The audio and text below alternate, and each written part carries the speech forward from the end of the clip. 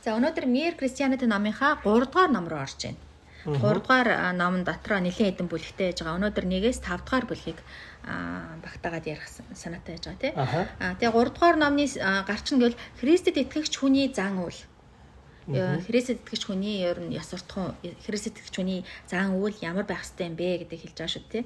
Тэгээд 1-р бүлэг рүү орох юм бол ёс суртахууны 3 элемент гэж ингэж хэлж байгаа. Ёс суртахуун гэдэг зүйлийг ийм 3 хэсэгт хувааж ангилж ойлгохыг хүссэн байгаа байхгүй тийм. Тэгээд энэ ном эхлэхдээ нэг бага ангийн сурагчаас Бурхны талаар ямар төсөөлөлтэй байдаг вэ гэдээ асуусан чинь юу гэсэн мөлий? Тэр их инээдтэй тийм хошин маягаар хэлж байгаа шүү дээ. Гэхдээ яг үннийг хэлж байгаа юм уу?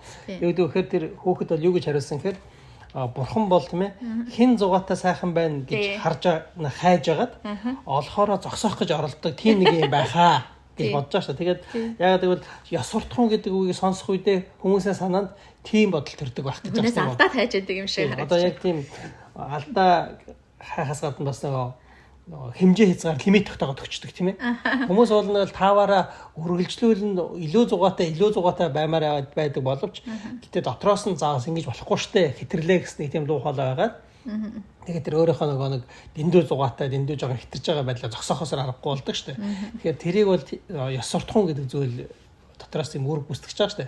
Тийм учраас Бурхан бол хэн нэгэн хүнийг хайж агаад одоо зугаатай байгааг хараад зогсоох гэж оролдог тийм нэгэн байхаа гэж тодорхойлж хэлж байгаа шүү дээ тийм үү. Тэгтээ зохиолч хэлэхдээ уг нь бол ёс суртахуун гэдэг зүйл чинь ямар зүйл вэ гэх юм бол одоо хүнийг машинтай зүйрлэж хэлэх юм бол эвдрэл, ачаалал, хит ачаалал те хит өрөлтөөс урьдчилсан сэргийлэхийн тулд л байдаг тийм заавар шүү дээ гэж ингэж хэлж байгаа тийм. Тэгээд тэр нөгөө ямар нэгэн машинд ч гэсэн дагалдаж ирдэг заавар нь тийм ээ ингэж болохгүй тийм ингэж хэрглэж болохгүй шүү гэсэн тийм анхааруулга хориглосон зүйлүүд л их байдаг шүү дээ гэж ингэж хэлж байгаа шүү тийм ээ. За тэгээд энд нэг ёс суртахууны тийм идеализм гэсэн тийм зүйл гарч ирж байгаа. Энэ бол одоо нэг тийм яригддаг юм уу? Яригддаг зүйл үгүй юу гэдэг мэдэхгүй байна. Тэр үед энэ зохиолчийг амьдарч ирсэн тэр үед бол нэг ийм тухайн үеийн нийгэмд ийм ёс суртахууны идеализм гэсэн тийм нэг тийм үзэл санаа гарч ирсэн юм шиг. Тэр нь бас ингэж хүмүүсийн дунд их газар авч ирсэн зүйл байсан юм шиг тий. Тэгээд энэ хүн хэлэхдээ хүн болгон одоо хоолны янз янзын хоолнд дуртай байдаг шүү. Хүн болгоны идеал тий янз бүр байж болно шүү дээ гэж хэлж байгаа. Одоо шил би иймтэй болмоор байна, би тийм болмоор байна гэх юм уу тий. Хүн болгон өөрийн тийм өөрөөр идеалтай шүү дээ. Тэгэхээр ёс суртахуун гэдэг зүйлийг энэ идеал гэдэг зүйлтэй холбож ойлгох нь утга учиргүй зүйл юм аа гэж хэлж байгаа. Яг бол ёс суртахуун гэдэг чинь заавал бидний дагаж мөрдөх ёстой дүрм журам шүү дээ тий. Тэгэхэд хэрвээ энэ ёс суртахууны идеализм гэдэг ойлголтыг ингээд хүмүүс хүлээгээд авчих юм бол энэ ёс суртахуун гэдэг зүйлийг дагсан ч болно, даахгүй байсан ч болно. Хүний өөрөө сонголтоос ингэж хамаарч болох юм шиг тийм зүйл болчиход байна шүү дээ гэж ингэж хэлж байгаа тий. Шилбэл энийг юу гэж хэлж байгаа нэхэр одоо тооцоолон бодох ажил хийж байгаа юм тий. Шатан дээр ингэж тийм тооцооллыг зөв хийж л эцэст нь зөв хариулт гарна шүү дээ тий. Тэгэхээр тэр зөв хариултыг одоо энэ зөв хариулт гаргахаа би өөрийн идеал болгож байна гэд. Тэгээ шатан дээр одоо тооцооллыг зөв хийх гэж хичээж байгаагаа би одоо маш их өндөр идеалтай хүн гэж ингэж магтуулахын зохистой хүн гэж үзэх юм бол энэ инээдтэй хэрэг болно шүү дээ. Шатан дээр өөрөө тооцоолоо сайн хийгээд явахгүй бол өөрт нь л төв учрна шүү дээ. Харин ч тэхгүй бол энэ чинь тэнэг хэрэг болно шүү дээ гэж хэлж байгаа тий. Тэгэхээр энэ ёс суртахууны идеализм гэдэг ойлголт бол үндсэндээ буруу юм аа. Ёс суртахуун гэдэг зүйл бол бидний зайлшгүй дагаж бүрдэх ёстой тийм л зүйл болохоос ш тий. Энэ би хизээж хулгай хийхгүй ч юм уу би хизээж худлаа ярихгүй гэд ийм зүйлийг ингээ ярихаар өндөр ёс суртахууны идеал тавьчихад тийм ээ. Тий энэ ямар одоо өндөр ёс суртахууны ямар өндөр идеалтай хүн бэ гэд тэр хүний гайхаж биширж байна тий. Тэгэхээр тийм биш ээ. Энэ бол бидний дагаж мөрдөхөл ёстой зүйл болохоос ш энэ харин тийм зүйлийн дэргэд бол би ямар ч хэсний худлаа ярихгүй байхыг хичээж гин ямар ч хэсний хулгай хийхгүй байхыг хичээж байгаа тэр нь бол илүү бодиттой зүйл юм аа хизээч ингэж те угаасаа идеал юм төгс зүйлд бол хүн хизээч хүрч чадахгүй хүн хизээч төгс энэ шулуун зураас зурч чадахгүй хүн хизээч төгс тенс чинь болж чадахгүйтэй адилхан хүн хизээч суртахууны яв төгс байдалд хүрч чадахгүй тэгэхэд тийм зүйлийг миний идеал гэж болгоод байлаа гэд тэрийг бол одоо их өндөр суртахуунтай сайн хүн байна, мундаг хүн байна гэж ингэж үнэлэх боломжгүй маа гэдэг ингэж хэлж байгаа тийм. Тэгээд ийм ёс суртахууны өндөр идеалтай хүн ийм өндөр идеалтай байгаа нь юу аюултай вэ гэхээр өөрийгөө ийм хүн айгуу тийм юуг тийм бардам байдалд хүрчихдэг гэж хүнийг тий. Яг үүндээ бодит амьдрал дээр тэрийг одоо сахиж чадахгүй байгаагаа харах биш. Өөрийгөө зөвхөн ийм өндөр идеалтай байгаагаараа хараад би бол их мундаг хүн гэж ингэж өөрийг хүнийг ингэж ийм бардам байдалд хүргэж болох учраас энэ бол их таагүй зүйл юм аа гэж ингэж хэлж байгаа. Тэгээд цаашаа ярихдаа хүн одоо хоёр арга замаар буруудаж болох юм аа гэдэг хэлж байгаа тий. Одоо тэр нь одоо юу вэ гэхээр нөгөө хүмүүс бие биетэйгээ ингэж зөрчилдөх, мөргөлдөх, эсвэл дэндүү холдох ч юм уу тийм үү. Эсвэл нэг мэхлэх, эсвэл дээрлэх тий. Бие биедээ тийм хохирол учруулах замаар одоо буруу болтгоо гэж байгаа тийм үү. Нөгөө нэг нь болохоор хүн төс бүр дотроосоо ямар нэгэн асуудалтай болж болно гэж тийм ээ. Тэгээд тэрийг нөгөө далайд гарч байгаа тэр усан онгоцны флоттой зөөрөлж хэлж байгаа ш тийм ээ. Тэр далайд цугаагаар жагсаалаар явж байгаа усан онгоцнууд хоорондоо ингэж мөргөлдөхгүйгээр маш ингэж эмх цагцтай явах ёстой тийм үү. Бас төрний тулд гэхдээ тэр усан онгоцныг бүр дотроо ямар нэгэн тийм асуудалгүй, гэмтэлгүй, согоггүй ингэж явах ёстой шүү дээ. Тэгээ бас тэр хөгжмийн нөгөө найрал хөгжмөр бас зөвөрлөж байгаа шүү дээ. Тэр хөгжмүүд нийлээд маш тийм сайхан аялгууд гаргаж тоглох ёстой. Тэрний тулд хөгжим тус бүрнээ их тийм алдаагүй зүг байх ёстой шүү дээ гэж тийм. Тийм. Тэгээд ганцхан энэ хоёр ясвартун гэдэг зүйл бол энэ хоёр дээр яриад зогсохгүй цаашаа 3 дахь зүйл рүү орж байгаа маа. Тэр юу гэх юм бол усан цэргийн флот зорио чиглээд явж байгаа газар гэж байх хэвээр. Бүгд жагсаалаараа тэр газрыг чиглээд явах хэвээр. Жишээл Нью-Йорк руу явах хэвээр флот чинь шал өөр газар руу явчих юм бол тэрийг одоо амжилттай сайн явлаа гэж ингэж хэлж чадахгүй шүү дээ. Хөгжмийн баг одоо ийм аялал тоглох хэвээр байтал чинь өөр төрлийн аялал тоглох юм бол тэрийг одоо амжилттай сайн байлаа гэж ингэж дүгнэх боломжгүй шүү дээ гэж хэлж байгаа тийм. Тэгэхээр угтаа яс суртахуун гэдэг зүйл бол 3 зүйл дээр ингэж гарч ирж байгаа. Хүмүүсийн хоорондын хамт харилцаа яаж хоорондоо харилцаж холбогдож жишээлбэл усан цэргийн флот хоорондоо мөргөлдөхгүйгээр жагсаалаараа яаж айтайхан явж чадчихэв тийм. Хоёрдугаарт бол хүн нэг бүрийн өөрийн ёс суртахуун ухамсар ямар байна вэ? Жишээлбэл усан цэргийн флотыг бүрдүүлж байгаа тэр усан онгоц нэг бүр өөрөө одоо эвдэрлэггүй бүрэн бүтэн ажиллагаатай байж чадчихэв нөө. Тэр чухал байгаатай адилхан тийм. Тэгээд бүгдээрээ нийлээд гэдэг чинь чиглэл зорилготой яг нийлээд одоо нэг зөв зүйлийг чиглээд явж чадчихэв нөө. Тэгжээж энэ бол яс суртахуун энэ бол тийм төгс байдалд хүрч чадах юм а. Энэ 3 зүйл гуруулаа хамтдаа яригдчихэж яс суртахуун гэдэг зүйлийг бид нар бүрэн бүтнээр нь гаргаж ирч чадах юм а гэж ингэж хэлж өгч байгаа тийм. Тэгээд тэр эхний төвшөнд бол хүмүүсийн хооронд ямар нэгэн маргаан гардаг гоо шил хүмүүсийн хоорондын харилцаа тэр усан онгоцнод хоорондоо мөргөлдөх эсгүй ч юм уу тий шил хүний одоо нийгмийн харилцаан дотор бол хүн хүндээ гайдууг учруулж болохгүй тий хохирол учруулж болохгүй бусдыг ингэж хохироож болохгүй гэсэн энэ тал дээр бол хоорондоо мөргөлдөх эсгүй гэсэн энэ тал дээр бол ямар ч одоо хүмүүс хүлээн зөвшөөрдөг. Энэ тал дээр бол хүмүүсийн хооронд ямар ч маргаан асуудал үүсдэггүй тий. Тэгэхдээ хоёр дахь асуудал руу ороод ирэх үед хүмүүсийн хооронд зөрчилдөөн үүсэж эхэлдэг. Ягаад гэвэл зарим хүмүүс би одоо бусад хохирол учруулахгүй бол би өөрөө яаж ч амьдарч ирсэн яа тийм бэ гэж тий. Би одоо архиа ууж гинөө тий яаж гинөө би энэ бол тийм хамаагүй шүү дээ. Би бусад хохирол учруулахгүй бол би өөрөө яаж ч явсан хамаагүй юм шиг ийм ойлголт хүнд байдгаа. Яг энэ асуудал дээр ингээ хүрээд ирэхээр ингээ эндээс маргаан үүсэж эхэлдэг юм аа гэж хэлж байгаа тий. Тэгээ энэ ч угаасаа хэлж байгаа шүү дээ нийгэмд байгаа энэ олон авилгал одоо заллан тийм ээ ядуурал дайн одоо энэ муу зүйлүүд байгаа чинь угаасаа тэр хүн нэг болгоны дотор байгаа тэр буруу зүйлээс гарч ирж байгаа үр дагавар шүү дээ. Тийм учраас тэр хүн нэг болгоны ёс суртахуунтай холбоотой зүйл дээр анхаарахгүй болохгүй шүү дээ энэ чинь гэж хэлж байгаа шүү тийм. Тэгээд цаашаа бүр 3 дугаар сэдв рүү ч гэсэн бид нар цаашаа орохгүй бол үндэ энэ ёс суртахуун гэдэг зүйлийг бүр яриад ч хэрэггүй зүйл болно гэж хэлж байгаа шүү дээ. 3 дахь зүйл гэвэл тэр усан цэргийн флот одоо чиглээд явж байгаа. Нэг зорилго чиглэлтэй байж байгаа тийм. Хөгжмийн баг нэг аялал тоглохоор ингэж зорж байгаа. Тэр шиг нийт хүн төрөлхтний зориод чиглээд явж байгаа. Ер нь зорилго нь юу юм бэ? Тийм ямар нэгэн тийм төвшөнд гэх юм уу, нэг газар гэх юм уу хүрэх ёстой зүйл гэж байгаа шүү дээ тийм. Тэрний талаар бодох ёстой шүү дээ гэж тийм ээ. Тийм, тэрний талаар бодох ёстой. Тэрний талаар гаргаж ирэхгүй бол ёс суртахуун гэдэг зүйл чинь бас л ерөөсөө үрдэнд хүрэхгүй маа гэж хэлж байгаа шүү дээ. Тэгэхээр одоо жишээлх юм бол итгэл бишрэлтэй. Одоо жишээл мөнх гэдэг зүйл байж байна тийм. Мөнх гэдэг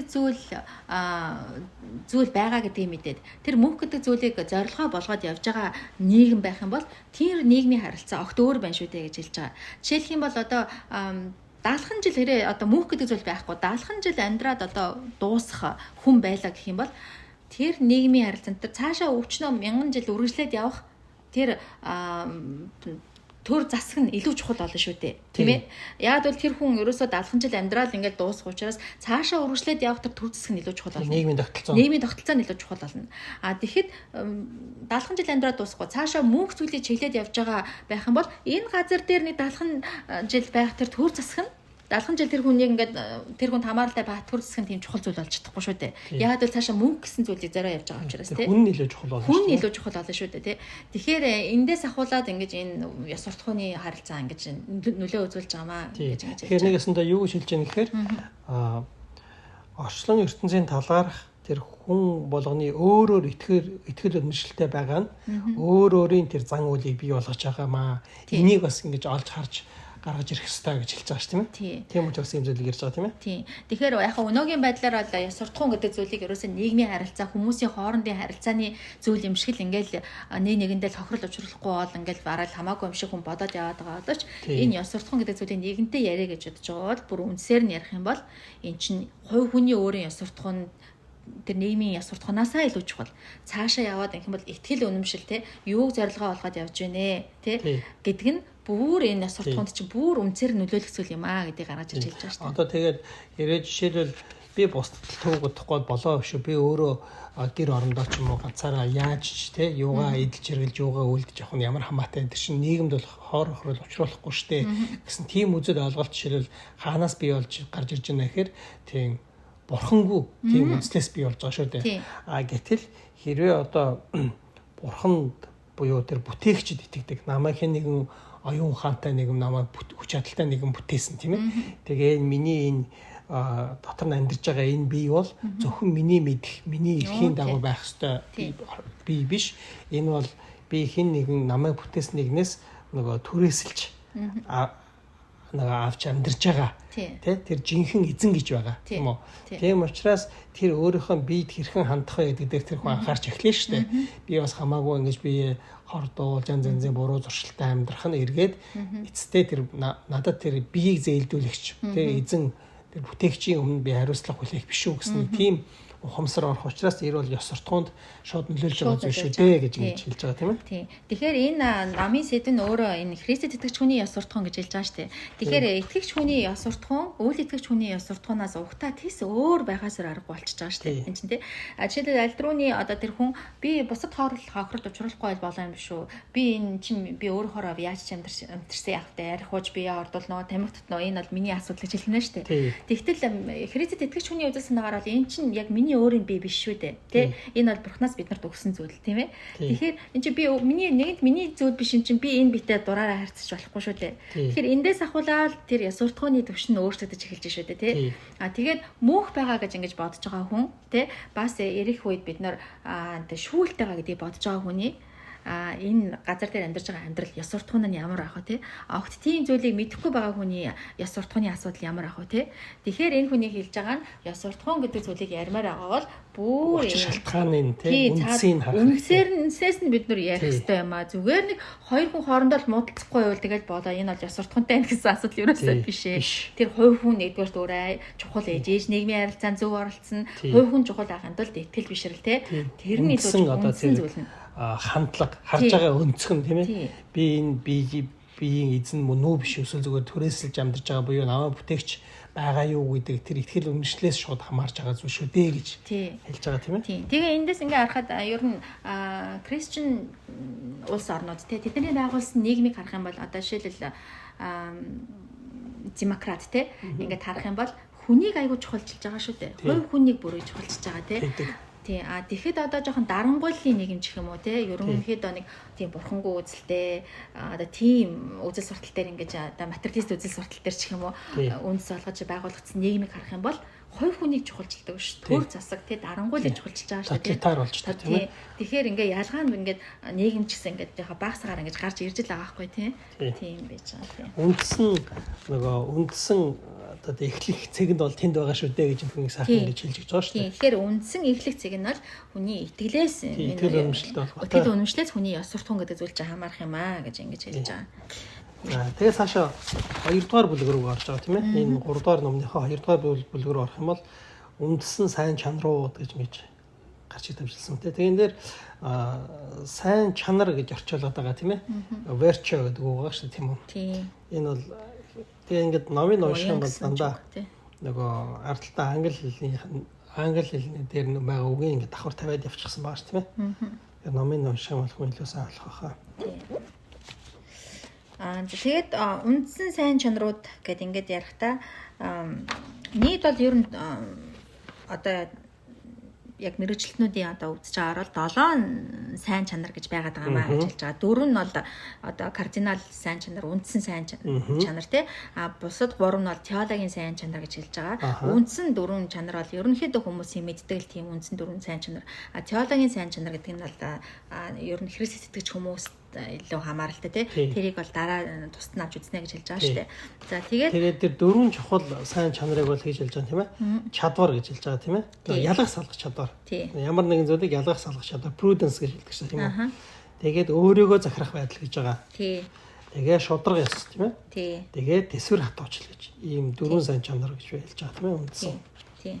За тий ялгах чадвар дээр бол ер нь бас энэ Библиэлд бид нөр айгүйх бас энэ талаар ер нь хардаг шүү. Ялгах чадвартай байх хэрэгтэй гэдэг тийм. Ер нь Библийг унших юм бол энэ мэрэгэн ухаантай гэжлээд орчуулсан байдгийг. Энд бол ялгах салгах чадвар гэж орчуулж байгаа. Тэгэхээр prudence гэсэн үг шүү дээ тийм ээ. Тэгэхээр юмыг ингэж зөв буруу, сайн муу бүх зүйлийг ингэж тунгааж бодож ялгаж салгах ийм чадвартай байх ёстой шүү дээ гэж хэлж байгаа шүү тийм ээ. Энэ бол өөрөө сайн чанар шүү дээ гэж. Тэгээд өнгөцгөө ингээд Библийг сайн мэдэхгүй хүн ингээд өнгөцгөө харах юм бол нөгөө хүүхэд адил тийм ээ. Болоогүй хүн бол Бурхны хаанчлалд орч чадахгүй гэсэн одоо Бурхны үгийг харах үедээ бас дэндүү ийм ямар нэгэн зүйлийг тунгааж боддгоо дэндүү цагаан цайлгын гинэн байх юм шиг боддог те. Гэхдээ огт тийм бишээ тийм ээ. Ийм ялгах чадвар гэдэг бол заавал байх ёстой. Харин ч Библийг харах юм бол та нар одоо үргэлж ийм хүүхэд хിവэрэ балчир хүүхэд хിവэрэ байгаарай гэж хэлсэн зүйл байхгүй байгаа. Тэгээ тэрийг харин тийм байх юм бол сайн биш шүү гэж те. Тэгээ бас тагтаашиг гэмгүү мөртлөө бас могоо мэд хурц ухаантай байгаарай. Тэр хэлсэн зүйлүүд байгаа шүү тийм ээ. Тийм. Энд тэд ингэж хэлж өөрийнхөө юу хийж байгаа үйлдэлт нь ямар үр дагаварт хүргэхийг хүргэж болох талаар сайн тунгаан бодох гэсэн үг юм аа. Энэ ялгах чадвар гэдэг тодорхойлолтоо тэгж хэлж байгаа шүү дээ. Тэгэхээр одоо сайхан сэтгэлтэй хүн бол сайхан гээл юм хийгээд байх нь шүү дээ. Тэгэхэд энэ ялгах салгах чадвартай хүн бол сайн юм хийхтэй гол нь ш. Тэгэхээр ямар үр дагаварт хүрэх вэ гэдэг. Үр дүнд хүрэх вэ гэдэг бодчих энэ бол ялгах салгах чадвар юм аа гэж ингэж хэлж байгаа шүү дээ. Тийм. Тэгээд нэг дууны үг гэдэг сайхан сэтгэлтэй байгаараа охин минь гэсэн дууны үг гэдэг тэрийг бол би засмаар байна гэх тээ. Сайхан сэтгэлтэй байгаараа тэгтээ ухаантай тэнэг байж болохгүй шүү охин минь гэж тэгж хэлэх хэрэгтэй юм аа гэж ингэж хэлж байгаа тийм. Харин ч баг хүн ингэж ухаалаг байх юм альва зүйлд ингэж ухаанаараа хандаж ухаалаг байх тусмаа тэндээс харин ч сайхан сэтгэл гардаг штэ гэж хэлж байгаа штэ. Тийм. Тэр оюун бодолтой хойрох битгий байгаараа гэж өгöd штэ тий. Тэгэхээр энэ бол бас залхууралтай холбоотой тийм залхуу байж болохгүй ухаан оюун бодолтой залхуу байж болохгүй гэж ингэж хэлж байгаа тий. Тийм. Тэгээ дараа нь өөрийгөө захирах байдал гэж хэлж байгаа. Temperance гэж үг юм байна. Тийм. Энэ үгийг ерөнхийдөө англи хэл дээр энэ үгийг temperance гэх юм бол хүмүүс юу гэж ойлгоод байна гэхээр архинаас татгалзах гэж ойлгоцсон юм аа гэж хэлж байгаа шүү дээ. Архитай л холбоотой ингээ ярьсаар байгаа тэгээд. Тийм. Ер нь тэгээд нөгөө ер нь энэ архитан согтуурах гэдэг зүйл чинь нэлээд ингэж хүний нийгэмд урт хугацаанд их гай төв учруулж исэн зүйл учраас тэрэн дээр л их отог учраа ач холбогдол өгч хардаг тийм ээ. Тийм учраас зөвхөн тэр нөгөө архинаас өөрийгөө хол ойлгох тийм зүйлтэй ингэж холбож хэрэглээд байсан тийм энэ үгийг тэрнээс биш энэ үгийн өөрийнх нь яг ерөнхийдөө утга нь юу вэ гэхээр энэ бүх төрлийн таашаалтай холбоотой. Тэгээд бүх төрлийн таашаалтай холбоотойгоор нөгөө зохистой хэтрүүлэхгүй байх. Зохистой хэрэглэх, хэтрүүлэхгүй байх гэсэн утгыг агуулж байгаа шүү дээ тийм өөрийгөө захирах гэж байгаа нь. Тийм. Заавал одоо архинд биш өөр олон зүйлд одоо хүн нөгөө хэтрээд донд нь гэх юм уу хэтрээд ингээд явсан хүн байдаг шүү дээ. Эндүү одоо жишээлбэл нөгөө скейтборд байна тийм үү гулгадаг. Одоо скейтбордоор нөгөө хүүхдүүд ингээд гулгаал ахалт дунд сургуулийн хүүхдүүд гулгаал чи бас яах вэ тийм үү бас гой гулгаал усрэл тоглоол гэтэл нөгөө чинь бүр ингээд ахлах сургууль орцсон хэрнээ скейтбордороо тоглоол тэгснэ бүр ингээд 30 гарчсан мөртлөө бүр ингээд ажил төрөл олигтой зүйл эрхэлж ингэж амьдрал хаваад натхын оронд нөгөө скейтбордороо тоглоод явж байгаа нэг тийм 30 гарцсан ирчүүд энэ төр байдаг штэ. Тэгэхээр тэр бол бас тэр зүйлдээ тэр тоглоом юмдаа дэндүү донтчихсон тий өөрийгөө захирах байдал байхгүй байна л гэсэн үг шүү дээ. Яг тэр үед одоо яг арх гэл ингээд яагаад юм бас архийг амар хэрэгжилжсэн бусад зүйлүүдээс илүү архинд тийм автчихсан да бас биш хаа гэж бодож байна. Яг л архинд донтож байгаа хүн илүү хүний нүдэнд туссан шүү дээ. Тэ. Юу архинд одоо согтсон хүн годамжинд ингээд хөвтөж байна гэж энэ хүн хэлж байна тэ. Годамжинд хөвтөж байгаа болохоор тэр хүн ингээд тэ энэ хүн архинд донтсон байна гэдгийг мэдрэгдээд байгаа. Тэгэхэд хүмүүсийн нүдэнд харагдахгүйгээр цаана өөр зүйл донтсон хүмүүс л зөндөө байгаа шүү дээ. Хизээч одоо гольф донтсон хүн ч юм уу эсвэл одоо нохоондоо хэд унцсан хүн гудамжин цогтой хөвтөж байж байхгүй шүү дээ. Тэгэхээр л хүмүүс тэднийг мэдэхгүй байгаа болохоос ш энэ ганцхан архитай холбоотой зүйл ерөөсөө биш ээ. Бусад бүх зүйлд ингэж те ийм цогцтой хэрэглэнээсээ хайлаад хитрхи их ингэж таашаалын төлөө явж байгаа бол тэд нар бүгдээрээ л энд бол өөрийнхөө захирах байдал дээр алдаатай болсон хэрэг юм шүү. Ганцхан архийг буруутгах хэрэггүй гэж те. Одоо жишээл шопингийн орлоготой юм байдаг шүү дээ. Шопингийн донтой. Ерөөсөө хангалттай хувцас байсаар байтал дахиад яваад дэлгүүр яваал хувцсаал ингээд тэгэхээр бол бас донтцсон байгаа. Тэгэхээр тэр бол гадна талдаа тийм донтцсон муухай байдлаар харагдахгүй шүү дээ тийм. Тийм байдлыг хэлж байгаа. Тэгээд дараа нь 3 дахь дээр шудраг эс гэж хэлж байгаа тийм. Энэ бол угаасаа хүмүүсээс сайн мэдгэл зүйл юм чи тийм. Энэ бол гэхдээ нөгөө шүүхтэр хэрэгэлдэг шүүх гэдгээс бол яригддаас хамаагүй илүү өргөн утгатай үг шүү дээ гэж хэлж байгаа тийм үү. Тэгээд шудраг байдал буюу нөгөө fairness гэж хэлсэн үг байгаа тийм ээ. Тийм. Тэр нь юу вэ гэхээр тэгш солилцоо, чин үнэн сэтгэл тийм ээ. Амлалтаа биелүүлэх ч юм уу ийм амьдралын бүхий хэрэгүүдийг хамарсан ойлголтууд байт юм аа гэж тийм. Тэгээд дараа нь хамгийн сүүлийнх нь ямар ч тэсэр төвчээр тэсэр төвчээр гэж хэлж байгаа тийм. Энэ бол дотроо бас зориг хатуужил гэсэн ойлголтыг батаасан юм аа гэж хэлж байгаа тийм. Тэгээ бас өвдөлтийг тийм ээ. Өвдөлтийг одоо тэсвэрлэх. Тэгээд дотор талдаа бол гэж дотоод мөн чанартай холбоотой зүйл нь бол энэ тийм ингэж өвдөлтийг төсвөрлөх тийм зүйл байдаг. Гэхдээ гадна талдаа илэрхийлэгдэх чанар нь бол тэр хүч зориг тийм гэсэн ийм утгыг агуулж байгаа үг юм аа гэж байгаа шүү дээ тийм үү? Тийм. Тэгээ ийм 4 төрлийн сайн чанарын талаар хэлж байгаа. Энэ бол тэр 7 сайн чанарын үндсэн одоо тийм хүндрэлт нийтдээ ер нь гэж хүлээн зөвшөөрдөг. Хүнд бол ийм сайн чанарууд байх ёстой гэж үндсэн 4 сайн чанарыг хэлж штэ тий. Тэгээд энэ сайн чанарын талаар хэлж байгаа сүүлд нь хэлж байгаа зүйл бол надад хамгийн чухал зүйл юм шиг санагдав. Жишээлбэл нөө теннисчтэй зөвөрлөж хэлж байгаа штэ тий. Сайн теннис тоглодоггүй хэрнээ нэг удаа ууртаа ингээл цохилт хийгээд одоо гольф те сайн гольф тоглолтгүйгээр нэг удаа ингээд хүчтэй цохилт хийсэн чинь тэр нь яг бөмбөг нь ингээд нөхрөөгөө ороод ялалт байгуулж байгаа би хүнийг харсан гэж те одоо тэр хүнийг гэхдээ бид нар сайн тоглож гэж хэлэх үү гэж хэлж байгаа. Сайн тамирчин гэдэг бол ерөөсөө бүр жирийн үед одоо гольф тоглоагүй байхдаа ч гэсэн яг ингээд бие авч явж байгаа байдлыг харахад л яг тийм бүрэн ингээд өөрөөс нь илэрхийлэгдэж идэг ингэж тийм сайн гольфч ингээд жишээлбэл математикч хүн байх юм бол те тоо бодож явах үедээ л зөвхөн толгоон сайн ажиллаж идэм биш. Бусад бүх үед ингээд тийм юмд математик сэтгэлгээгээр ингэж хандж идэг юм аа гэж хэлж байгаа шүү дээ. Тэгэхээр энд хэлж байгаа саяны хэлж байгаа энэ сайн чанар монгол хэлэн дээр бол энийг ингэж чанар гэж хүн ярьдаг шүү дээ. Хүний чанараар хүний юмсан чанар тийм ээ. Тэгэхээр энэ чанар гэдэг үг айгүй оновчтой үг байгаа байхгүй монгол хэлний бусад ингээд хэлтэй харьцуулах юм бол тэгэхээр энэ яг хүний өөрийнх нь чанар болсон байх хэвээр зүйл болохоос ш ийм ямар нэгэн үйлс бол энэ юусоо биш шүү гэж ингэж хэлж байгаа шүү дээ. Тэ? Энэ айгүй надад чухал санагдаж байгаа. Яг бол сэтгэл шингэсэн тийм чанар тэгээд үйлдэл хоёр ч нь бол шал өөр зүйл шүү дээ гэж хэлж байгаа. Хүн одоо яг тухайн үеийнхаа нэг тийм сэтгэл санааны байдлаас ч одоо байх үедээ тий эсвэл одоо нэг тухайн үеийнхаа байдлаас одоо төвчээд өнгөрч болно ямар нэгэн юмыг за тэгээд бас нэг өөрийгөө тийм захирчдаг тийм байж болно тий тэгээд бас нэг тухайн байдлаас одоо тухайлаг шийдвэр гаргаад ингээд тий ийм байдлууд хийж болно. Тэгэхдээ энд ярьж байгаа зүйлүүд чинь бол бидний бүр чанар болох ёстой зүйл гэдэг талаас нь би ярьж байгаа юм шүү дээ гэж ингэж хэлж байгаа тийм. Одоо яг хүн жишээлбэл ингэж юм л да тийм ээ. Шодрог байх гад. Тэгээд хаяа нэг хичээгээд шодрог байждаг. Гэхдээ зарим үед их тоодог ч юм уу. Ингээд явах юм бол тэр шодрог байдал гэдэг зүйл тэр хүний зан чанар болж чадахгүй шүү дээ.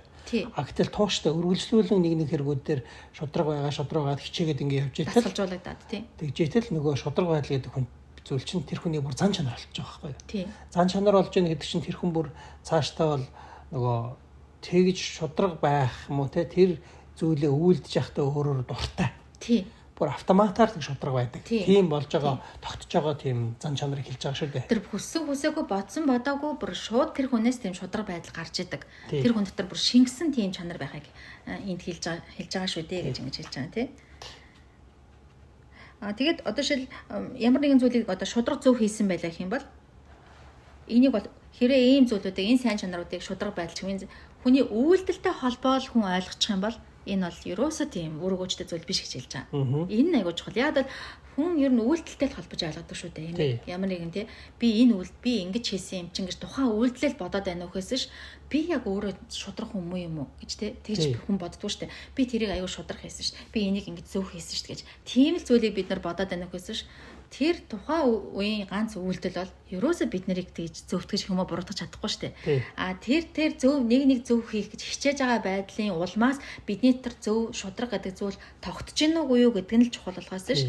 Тэрнийг удаагийн зөв үйлдэл, тэрнийг 2 3 удаагийн зөв үйлдэл бол тийм чухал биш. Тэгээ энэ дээр хэлж байгаа шүү дээ. Библиэд ч гэсэн тийм үг гэдэг. Бурхан учир шалтгааныг нь хүн бол гадна талыг чухалдуул бурхан болгон учир шалтгааны чухалчлалт юм аа гэдэг. Тэрний зөв имийг зөв хийсэн байлаа гэж одоо тэр хүн. Гэхдээ тэр хүн яг яагаад зөв хийсэн те? Дуртай хийсэн юм уу, дургу хийсэн юм уу? Дурамжхан хийсэн, уур уцаар олж хийсэн юм уу, баяртай сэтгэлээр хийсэн юм уу? Эсвэл олон нийтийн санаа бодлоос имиж хийсэн юм уу? Эсвэл өөрийнхөө төлөө хийсэн юм уу? Тэрийг бол хинч гаднаас нараад мэдчих чадахгүй штэ. Зөв хийсэн гэж те? Зөв хийсэн байсан ч гэсэн. Тэгэхээр тэр үйлдэл нь бол чухал биш юм аа. Бурхан яагаад бид нар зөвийг үйлдэлээ ингэж сайн байгаараа шударгаагаар гэж юм. Тэрний нэг үйлдэлээр дамжуулан бидний дотор тийм чанарыг бий болгохын тулд өгдөж байгаа зүйл болохоос ш. Тэр нэг зөв үйлдэлээр бурхан яах вэ те. Гэтэл хүн болохоор нөө юу гэж ойлгоод байдаг вэ гэхээр бурхан бол зүгээр ямар нэгэн тийм тогтоос дүрм журмыг тогтоочхоод тэрэндээ дуулууртай байхыг хүсдэг гэж шаардаад байдаг гэж бодоод байдаг. Гэтэл бол тийм биш ээ. Бурхан бол биднийг тийм мөн чанар тодорхой тийм өөрийнх нь хүсэж байгаа мөн чанартай хүн байгаасаа гэж хүсэж байгаа гэж байгаа шүү дээ. Тийм ээ? Тийм. Тэгэхээр энийг ингээд харахаар энэ хүн бас хэлж байгаа шүү дээ. Зарим ингээд ер нь Христэд итгэж хүмүүсийн ном зохиолыг уншиж явах үед анх би үйл итгэж явахдаа гайхдаг байсан. Амар гайхтар нүгэл хийсэн хүмүүсийг ингэж те айгуу тийм хөнгөн өнгөрүүлж байгаа юм нэ. Гэхдээ энэ яасан бэ гэмээр хүмүүсийг болохоор амар хатуу тийм шидэж байгаа байдлаар тийм ном зохиол бичсэн тийм зүйл харагддаг. Итгэж хүмүүсийн тий. Тэгээд энийг хараад энэ би бас ойлгодоггүй байсан гэж. Тэгээд би энийг чсэн бас бодож байгаа байхгүй. Жишээлбэл хүн ингээд бас сайн мэдгүй хүн ингээд харах юм бол Анани Сафир хоёр гэж байгаа шүү тий. Тэр хоёр яг үндэ яг яасан юм бэ? Тий. Тэгэхэд аюу сандаргадаг тийм ээ. Тий. Тэгэхэд айгүй айхтар шийтгэл авч байгаа шүү дээ. Тэгэхэд эзнийг одоо заалмадаар цовдлогдох үед хажууд нь цовдлогдсон хүн байж байгаа тий. Тэр хүн бас яг тэгж шууд эзэнтэй хамт яваажнд очихоор яг юу хийсэн юм бэ тий. Тэгэхээр чин жирийн хүн юм бол яасан энэ шудраг биш юм шүү гэж ингэж хэлэхээр тий. Тэгэхээр хүн бурхан мөн чанарын доторхын чухалчилдаг гэдэг нь харагдаж байгаа шүү дээ тий. Тэгэхээр энэ бурхан бол энэ дотроо тийм мөн чанарыг олж аваасаа гэж хэлж хүсэж байгаа шүү дээ тийм ээ. Тэрнээс гадна талдаа ямар нэгэн тухай үеийн тэр зүйлүүдийг даваад гарах тэр дөрөм журманд захирагдаад явахыг хүсэж байгаа биш. Мөн чанарыг хүсэж байгаа шүү дээ. Жишээлбэл юу гэдгийг нэг удаа жишээл хүн нэг зүйлийг хараад ч юм уу ямар нэгэн боломж олдох үед хүн өөрийнхөө дотроос за шунхаарч болохгүй шүү гэж дотроос нь амар шунал хүрээд идэг тийм өөрийнхөө авах хэвээр хэмжээс илүү авах гэж юм уу. Гэтэл тэрийг ингээл төвчээл өнгөрүүлж болох юм тийм ээ. Гэтэл бурхан юу хүсэж байна гэхээр хичнээн тийм шунж болохоор зүйлүүд байсан ч гэсэн дотроосоо угаасаа шунах сэтгэл төрөхгүй тийм ээ. Тэгэж одоо шундлын сэтгэл төрөөл тэрнээсээ татгалзаал тэмцэлдээл тийм ээ. Ингээх биш. Угаасаа бүр шунах сэтгэл төрөхгүй байх тийм зүйлийг хүсэж байгаа шүү дээ. Тэгээд тэр нөгөө дивайзанд орсны дараа ч гэсэн тийм ээ.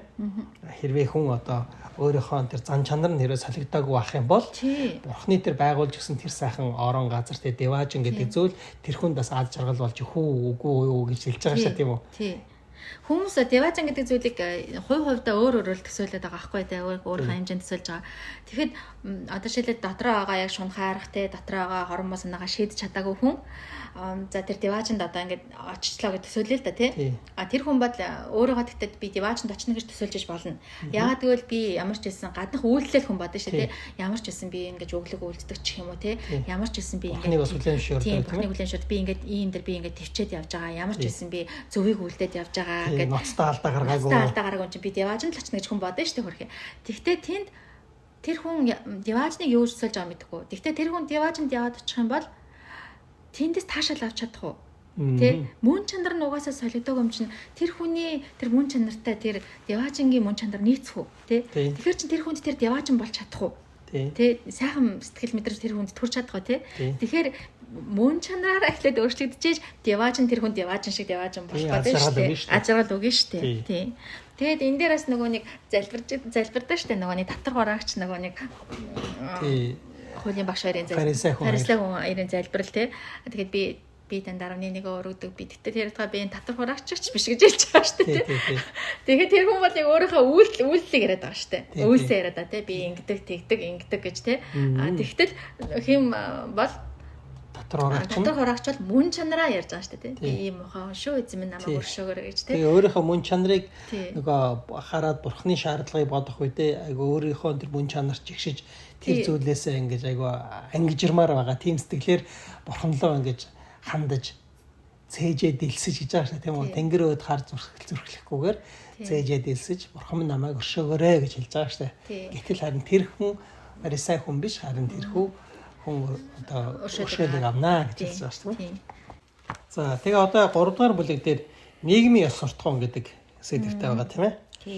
Тэгээд энэ Христ итгэлийн ёс суртахууны тухай ярихаас өмнө одоо хэлэх зүйл байна гэж байгаа. Христ бол энэ салбарт тийм ээ. Ямар нэгэн тийм онцгой цоо шин ёс суртахууны тухайар номлохоор ирээгүй гэдгийг ингэж хэлж байгаа тийм үү? Тий. Тэгэхээр Библиэлд бол юу гэдэг вэ гэхээр яг одоо бүх хүмүүсийн дотроо ингэ зөв гэж бодож авдаг зүйлүүдийг нэгтгэж ингэж дүгнж хэлсэн нэг зүйл байдаг. Тэр юу вэ гэвэл одоо хүмүүс чамд хэрхэн хандаасаа гэж хүсдэг шиг чи мөн тэр хүмүүс түнчлэн хандаарай гэж хэлсэн байдаг тийм ээ. Ер нь тэгээд энэ ёс суртахууны талаар ингэж номлож байсан одоо мундаг энэ агуу багш нар бол тийм ээ хизээч ямар нэгэн цоошин ёс суртахууныг гаргаж ирдэггүй маа. Харин ийм хуурамч ийм хүмүүс л харин ямар нэгэн тийм сонин хачин шин цоошин тийм ёс суртахууны зүйлүүдийг гаргаж ирж ингэж зааж ингэж байдаг. Тэрнээс ш ер нь бол хүмүүст бол яах шаардлагатай гэхээр нөгөө шин имийг заана гэхээсээ илүү сануулгах шаардлага их байдаг юм аа гэж хэлж байгаа шүү тийм ээ. Яг үндэ бол тийм шүү дээ. Яг тэгвэл ёс суртахуун гэдэг зүйл чинь хүн болгоны дотор бичээстэй байдаг. Жохон унтмал өхмөл тийм хүн анзаардаггүй байдаг болохоос яг дотроо бол энэ зөв шүү дээ. Энэ буруу шүү дээ гэдэг тал дээр бүхэн санал нэгдэжээдэг шүү тийм ээ. Тэгэхээр ерөнхийдөө бол ингэж сануулгах үүргийг гүйцэтгэдэг юм аа гэж бас нэг тийм мундаг хүн хэлсэн юм байна тийм ээ. Тийм. Тэгэхээр нийгмийн харилцаанд итгэгч хүний ямар суртахуунтаар оролцох ёстой вэ гэхээр алтан дүрэн бол хүмүүс чандрын хандаасаа чи хандаасаа ч үсдэг шиг л тэдэнд хандаарай. Энэ бол итгэгч хүний одоо нийгмийн харилцаанд орох дүрм юм аа гэж ингэж хэлж байгаа шүү дээ тийм. Тэгээд хүмүүс тэгэж хэлдэг гэж ингэж хэлж байна. Сүм чуулган бол одоо энэ ертөнцийг удирдан чиглүүлэх ёстой шүү дээ гэж ингэж хүмүүс гаргаж ирж хэлдэг гэж хэлж байна тий. Тэгэхдээ ингэж ярьж байгаа ийм үгийг хэлж байгаа хүмүүс гол шалтгаан нь юу гэхээр үнэхээр одоо сүм чуулган ертөнцийг удирдан чиглүүлээсэ гэж үнэн сэтгэлээсээ хүссэндээ бас яг ийм зүйлүүдийг ярьдгүй маа. Яг зөв Библиэр гарч байгаа үгэл санаануудыг одоо өөрсдийнхөө бүлэглэлийн ч юм уу тий өөрсдийнхөө одоо тэр нийгмийн тогтолцоог зөвтгөхийн тулд Библийг авч хэрэглэхийн тулд л одоо сүм чуулган ертөнцийг удирдан чиглүүлэх ёстой гэсэн ийм зүйлүүдийг гаргаж ирж ярьдаг болохоос ш үүндээ бол яг тэгж хүссэндээ ч тэгж ярьдгүй маа. Тэгвэл тэгвэл сүм чуулган ертөнцийг удирдан чиглүүлэх ёстой гэдэг байх юм бол энэ чи ямар асуудлууд үүсэх вэ гэдэг ингээд цаашаа хэлж байгаа шүү дээ тий. Чуулган ертөнцийг удирдан гэдэг юм бол одоо тэр улс төрийн хөтөлбөрийг нь хэн гаргах юм? Одоо хаан ламнар гаргах юм уу гэж шүү дээ тий. Тэд нар чинь бол энэ ертөнцийн төр зөр байхын зүйлийн танаас явдаг хүмүүс биш. Тэр мөнх зүйлийг чиглээд явж байгаа итгэгч нарт тусгайлан ингэж зариулж ингэж босгогдож үйлчилж байгаа мөнх зүйлийн төлөө үйлчилж байгаа хүмүүс болохоос биш. Энэ газар дээр зүйлийн талаар тэднэрт бол ямар сурсан мэдсэн боловсрсан зүйл байхгүй. Тэгвэл энийг тэр хүмүүс даатах гэдэг чинь бол ерөөсөө огт сураагүй салбарлуун тэний хүмүүсийг ажиллуулахаар оруулж байгаатай адилхан зүйл шүү дээ. Тэгээ яг эний чинь тэгвэл хийх ёстой гэх юм бол харин хаан ламнар ч юм уу одоо тий пасторууд биш те жирийн итгэгч хүмүүс те одоо шилэл үйлдвэрчний эвлэлийн эвлэлд ажилладаг итгэгч хүн ч юм уу итгэгч багш нар ч юм уу ийм зүйл дээр бас хувь нэмрээ оруулж болох юм аа гэж хэлж байгаа тий итгэгч яруу найрагч ч юм уу тийм хүмүүс л одоо тийм зүйлийг өөрсдийнхөө салбарт маш сайн чадварлагаар зөв хийх ёстой болохоос биш заавал одоо тийм пастор ахлагч хамблам нар хийхгүй шүү дээ гэж байна. Тийм. Тэгвэл Библиэл дээр бол энэ нийгмийн тогтолцооны төр төрх ийм байх талаар бол хэлсэн үг ерөөсөө байдгүй гэж хэлж байгаа. Тэгвэл яг зүгээр сэжүүр юм аа гэж гаргаж юм байна гэж ингэж хэлж болох үгүүдийг л гаргаж хэлсэн үгүүд байдаг гэж хэлж байгаа тийм. Жишээлбэл одоо хин нэгэн хүн нарийн тайлбарлаж хэлсэн зүйл бол байхгүй тийм ээ. Гэхдээ бол авч хэрглэж болох зүйлүүд бол сэжүүрүүд бол байдаг тийм. Нийгэмд одоо тийм бусдыг шимэгчилж амьдарч болохгүй хүн болгон одоо ажил хийх ёстой ч юм уу тий ажил хийхгүй бол бүү идэгч гэх юм уу одоо ингэж нийгмийн харилцаанд тусдаа өгүүд бол Библиэлд байж байгаа гэж хэлж байгаа тий. Тэгээд тэнд ямар нэгэн өнгөрөх сайрхах тийм зүйл байхгүй байна тийм ээ. Бүгдээрээ одоо ийм эрх мэдэл дуулууртай байна. Тий. Хүндэтгэнэ тийм ээ. Одоо Библиэлд хэлж байгаа энэ өгүүдийн дагуу тийм нийгмийг одоо үнэхээр одоо байгуулчлаа гэх юм бол ийм нийгэм байна гэж байна шүү дээ тий. Тэнд одоо бүгд ингэж ажил хийдэг. Бусдыг шимэгчилж амьдардаг хүн байхгүй тий. Тэгээд ямар нэгэн зар утгагүй зар сурчлагаа гэж байхгүй. Тансаг зөвлө үйлдвэрлэхгүй тий. Тэгээд тийм бас дуулууртай байдал байх хэрэгтэй гэж хэлж байгаа тий. Томилогдсон удирч нартай дуулууртай байх хэрэгтэй. Гадналтаа хүндэтгэлийн одоо тийм тэндийг илэрхийлдэг байх хэрэгтэй гэж хэлж байна. Тэгээд ийм байна. Одоо тэнд бол баяр хөөрийн нийгэм байх хэвээр, дуу хоор баяр услангаар дүүрэн байх хэвээр, санаа зовлыг тэнд бол буруу зүйл гэж үздэг болох хэвээр болно, тий. Тэгэхээр ийм нийгэм одоо ингээ байгуулчлаа ингээд бодоод тий. Тэгээд тийм нийгэм рүү хэрэг та очиод үдчихэд ирэх юм бол та ямар сэтгэлдээ буцаж ирэх болоо гэж ингэж хэлж байгаа шүү дээ, тий. Тэгэхээр таны төсөөлжсэнээс арай өөр бас тэгээд тэгэж бас бүрэн сэтгэлд чинь нийцэх болоо да гэж тий. Бүтнээрээ энэ нэстэ сайхан нийгэм байна гэж хэлэх хүн бараг л гарахгүй байхаа. Яг гоо энэ хэсэгчлэн тий энэ хэсэг нь зүгээр юм байна. Энэ талаараа зүгээр юм байна гэхэл хүмүүс байхаас биш бүхэлдээ энэ бол одоо их сайхан нийгэм байна гэж хэлэх хүн бол бараг гарч ирэхгүй байхаа гэж ингэж хэлж байгаа шүү дээ тий. Тий. Тэгээд тэр хүүтэй мөнгө зээлэх талаар ярьж байгаа шүү дээ. Тэгэхэд өнөөгийн нийгмийн тогтолцоо чинь тэр чигтээ одоо хөрөнгө оруулалт гэсэн ийм зүйл дээр явагдаж байгаа тий. Тэгэхэд одоо эртний Библи байтугай юудэ хүмүүс ядгаа эртний грек тий хантнууд тий энэ хүмүүс энэ нөгөө хүүтэй мөнгө хүлхийг бол хамгийн муу зүйл гэж ингэж үзэж байсан. Хийг хоригдж исэн зүйл гэж байгаа. Тэгэхэд өнөөдрийн энэ нийгмийн гол үндсэн одоо суурь чинь энэ хөрөнгө оруулалт шүү дээ тий. Тэгэхээр чи эн чинь Библийн дагуу байх боломжтой гэж ингэж хэлж байгаа шүү дээ тийм ээ. Тий. Тэгээ би өөрөө эдийн засгийн хүн учраас бол энийг бол ингэж нарийн хэлж мэдэхгүй. Гэхдээ ер нь бол одоо Библийн дагуух нийгмийг байгуулчлаа гэдээ үзэх юм бол тэр бол хүн бүхний сэтгэл нийцэх үгүй юу тэрийг бол би хэлж мэдэхгүй байна гэж ингэж хэлж байгаа. За тэгээ ядууст өглөг өгөх тал дээр хэлж байгаа тий. Тэгээ тэр ядууст өглөг өгөх ёстой тал дээр ингэж хэлэхдээ энэ бол айгу бас хүнд айгу өр өгөөчтэй. Яг ингэж ойлгож авах. Хүн бас бодоод байдаг байхгүй юм талаар тий. Хэрэгтэй зүйлийг хэлж өгч байгаа. Тэгээ энэ дээр юу гэж нэхэр тийм ээ. Нөгөө тэгж байгаа хүн болгон ажил хийх ёстой гэх тийм үү. Тэгээ тэрний шалтгаан нь юу вэ гэхээр бусдад өгөх зүйлтэй байхын тулд гэж хэлсэн байгаа шүү дээ Библиэлд тийм үү. Тэгээ тэр нөгөө өглөг гэдэг зүйлийг ядууст өглөг өгөхийг өглөг гэдэг үг бол ерөөсөө тэр ядууст өглөг өгөх гэдэгтэйгээ бол холбоотой. Тийм ээ. Энэ бол өөрөө Христ хүний одоо ёс суртахууны маш тийм чухал хэсэг шүү дээ. Тийм. Тэгээд тэр нэг хонь ямаагаар ингэ зөөрлж хэлсэн сургаал зөөр байдаг шүү тийм ээ. Ямаага зүүн талд нь хоньо баруун талд нь байлгаад тэгээд тэр баруун зүүн талд байгаа хүмүүс юугаараа ялгаатай байна гэхээр дандаа ядууст өглөг хэрхэн үйлдснээрээ ялгагдаад байдаг шүү дээ. Дандаа наваа тийм өвчтэй байхад эргэж таарсан, шаран байхад эргэсэн, хоол ундгүй байхад хоол өгч ховцолсон гэдэг тийм үү. Тэгэхээр ийм өглөг гэдэг бол өөрөө ядууст хэр өгж гинэ гэдэгтэй холбоотой зүйл юм аа гэд. Тэгвэл хэр зэрэг одоо хэмжээнд ядууст өглөг өгжээж тэр нь яг зохистой найдвартай зөв юм бэ гэдгийг энэ хүн өөрөө ингэж томьёолж хэлж байгаа шүү дээ. Тэгэхээр энэ хүний ингэж хэлж өгсөн зүйл надад бас айгүй ингэж таалагдсан. Энэ бол бас яг үнэн хэлж байгаа тийм. Юу гэж юм гэхээр нөгөө ийм амьдралын 5 дух тансаглал зугаац ангил тийм ээ. Ийм зүйл зарцуулж байгаа зардал чинь яг бид нартай адилхан одоо орлоготой хүмүүсийн дунд байдаг стандарттай адилхан төвшөнд явж явах юм бол бид нар одоо хитрхээ бага өгж яана гэсэн үг шүү дээ. Тийм. Тэгээд Харин өглөх ингэж ядууст ингэж өглөх зарцуулж байгаа зардлаасаа болоод бас нэг жоохон дутуу амьдралаас жоохон дутуухан дутуу хөтөг мэдэрж явах юм бол тэр нь харин арай найдвартай өглөг байх хаа. Найдвартай байх шүү гэж тооцогдох гэж тийм ээ. Ядуустаас аваа зарцуулж байна гэж тооцогдох байх шүү гэж хэлж байгаа шүү дээ тийм ээ. Тий. За тэгээд тэгэхэд нийгэм болоход юу гэж хэлдэг вэ гэхээр ядууст өглөг өгөх хэрэггүй харин ядуусгүй нийгмийг байгуулах хэрэгтэй гэж ингэж ярьдаг гэж хэлж байгаа шүү дээ. Тэгэхэд Библийн дагуу бол ийм байдаг шүү дээ гэж хэлж байгаа. Тэгэхээр ингээд Библийн дагуу одоо тийм сүм чуулган одоо ертөнцийг удирдан чиглүүлэх ёстой гэж ингэж яриад байгаа хүмүүс одоо ингээд яг удирдан чиглүүлэх юм бол ийм л нийгэм бий болох гэдэг шүү дээ. Тэгэхээр ийм нийгэм яг та нарт одоо таалагдах уу гэж ингэж хэлж шүү дээ. Тэгээд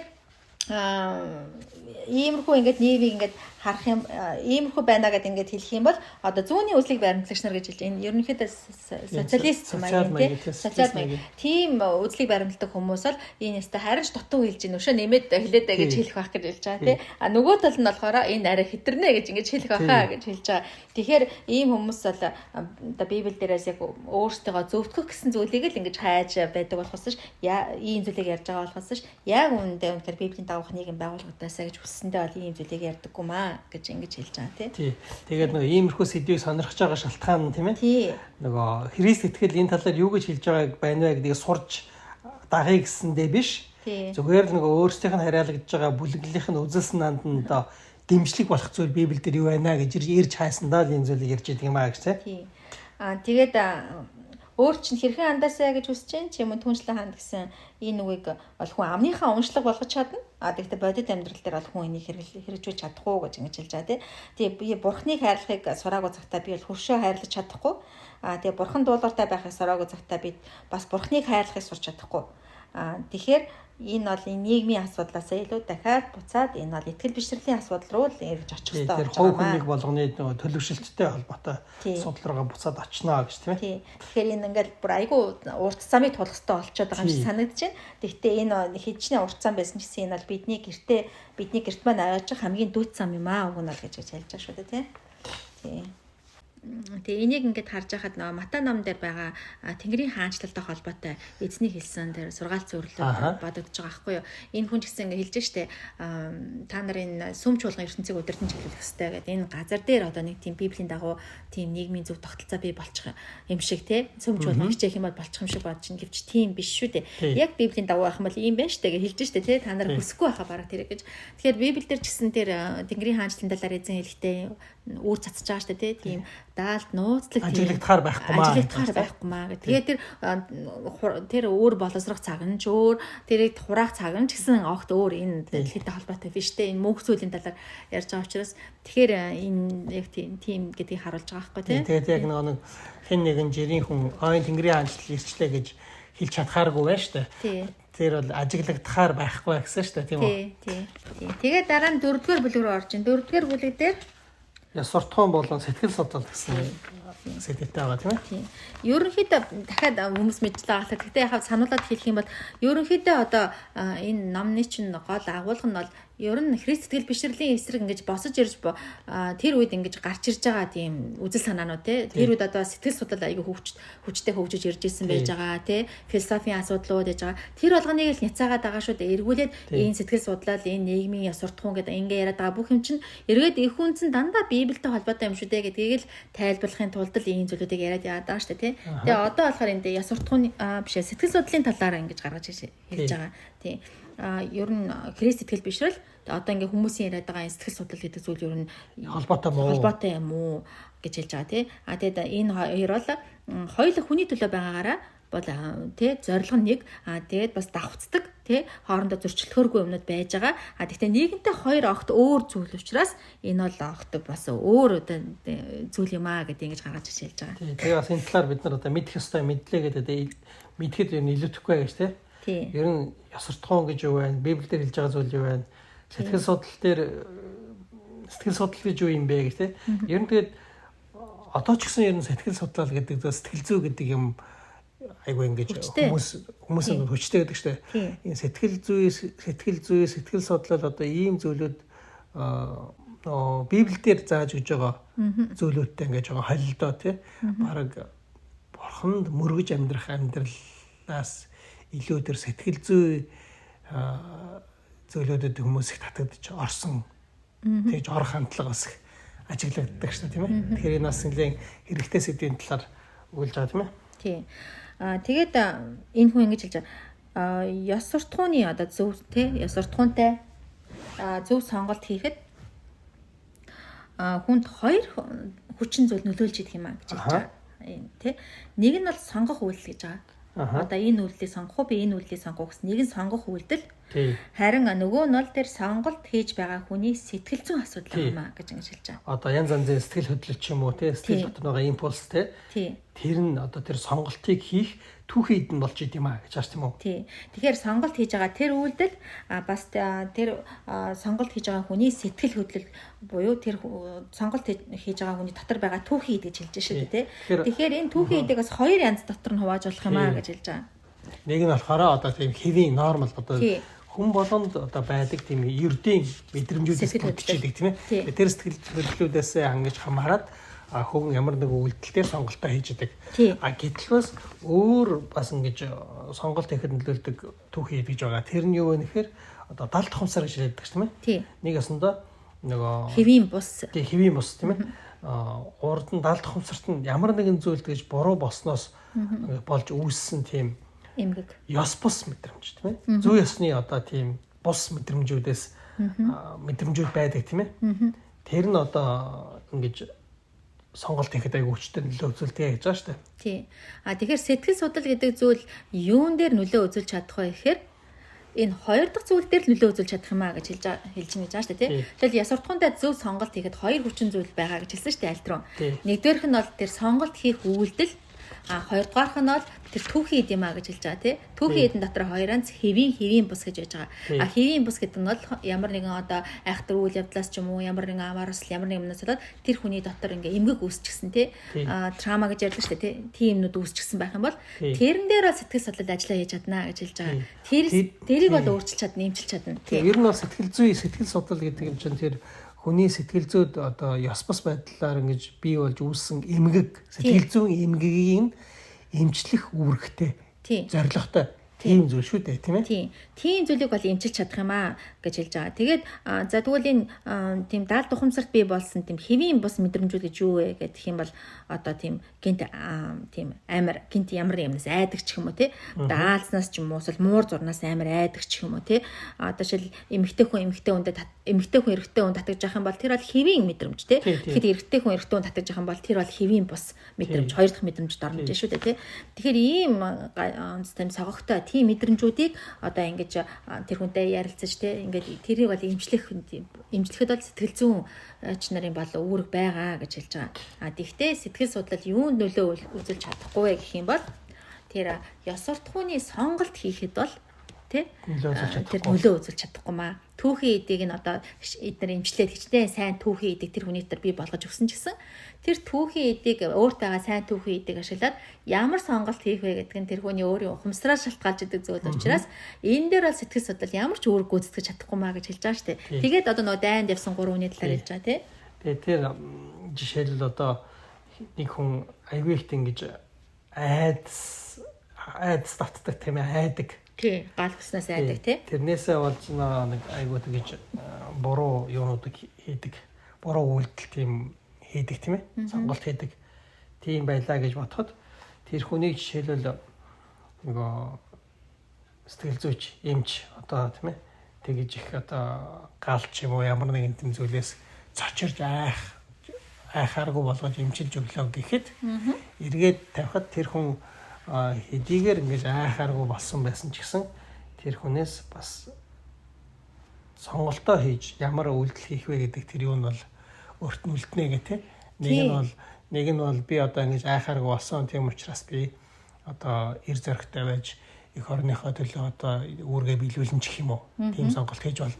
Гэтэл бас айдсгүй ингэ болсон ч гэсэн би бол одоо өөрийнхөө амнасыг илүү чухалчлаа. Тий.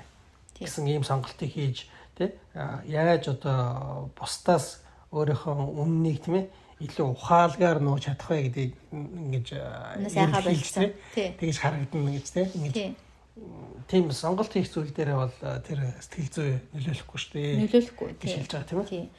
Тэр яг 3-2 гэж байгаа чинь за нэг нь бол ямар ч одоо тий хэвийн одоо тэр айх айц мэдс нь хэвийн тий сэтгэл мэдрэмж нь хэвийн учраас аюу сайн байлдаж байна гэж байгаа тий.